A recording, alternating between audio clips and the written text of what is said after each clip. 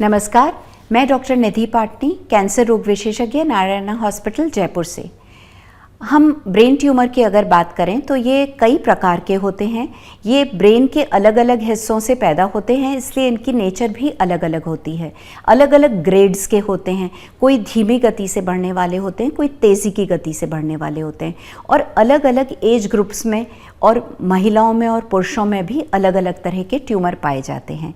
इनके प्रमुख लक्षण होते हैं मिर्गी का दौरा आना, सर दर्द, उल्टी, चक्कर या शरीर के किसी भाग में शिथिलता आ जाना, लकवे जैसा शिकायत होना, ये इसके प्रमुख लक्षण होते हैं। तो यदि ऐसा कोई भी लक्षण आपको अपने फैमिली मेम्बर्स में या फ्रेंड्स में या खुद में महसूस हो तो तुरंत डॉक्टरी सलाह लेनी चाहिए।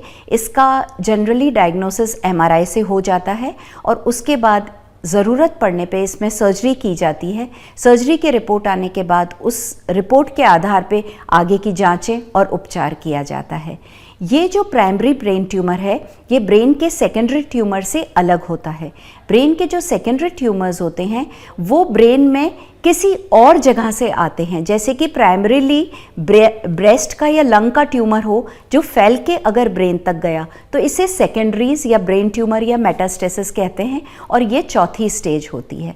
इसका इलाज ऑपरेशन जनरली नहीं होता है, इसमें रेडिएशन या कीमोथेरेपी दी जाती है, या अगर छोटा ट्यूमर है तो भी ऑपरेशन करके निकाल लिया जाता है, या बहुत बड़ा है और उसका दबाव किसी इम्पॉर्टेंट ब्रेन के अंग पे पड़ रहा है तब भी इसकी सर्जरी की जाती है। लेकिन जनरली ये बहुत ही एडवांस स्टेज हो जाती है और इसमें उपचार या समूल विनाश कैंसर का मुश्किल है।